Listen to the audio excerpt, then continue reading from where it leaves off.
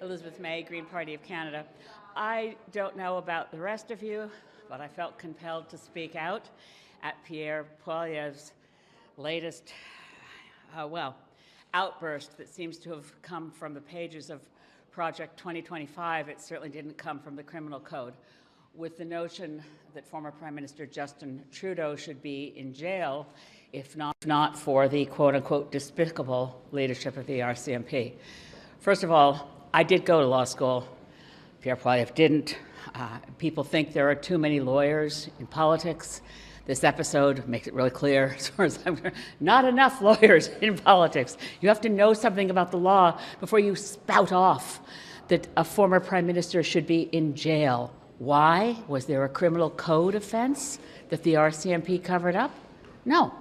The report of the late Mary Dawson, the Ethics Commissioner for Canada, she reported in 2017 that she believed Justin Trudeau had broken the ethics code by accepting the Christmas vacation the year before on the Aga Khan's private island.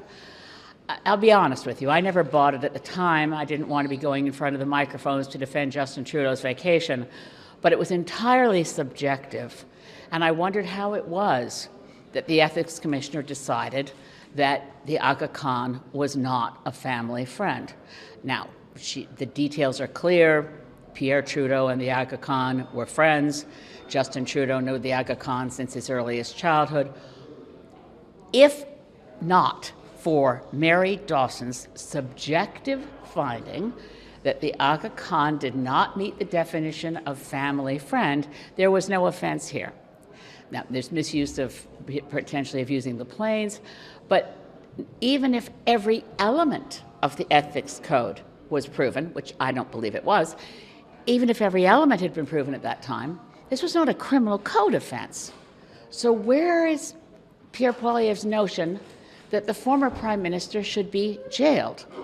It's deeply worrying because this is the kind of thing going on right now in Trump's United States.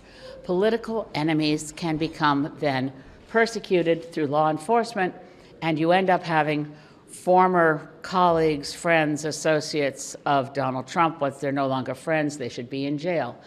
I don't like that kind of language in Canadian politics. I don't like it coming from anyone. But I do think for the Canadian public, it needs to be clear when somebody is evading the law and when they're not. So again, in the instance of the SNC-Lavalin affair and the improper pressure brought on our former and quite noble former Minister of Justice and Attorney General, the Honourable Jody Wilson-Raybould, I still think that the RCMP should have pursued its investigation into what really took place there. But we actually don't know whether Justin Trudeau applied the pressure or not. We only know that the former clerk of the Privy Council office, Michael Warnick, did. So these things, again, is there a criminal code offense here? Even if all the elements were proven, should someone be in jail? And what does it advance Canadian society to refer to the RCMP leadership as quote-unquote despicable? So I think Pierre Poilievre should reconsider his language, withdraw those words, and apologize.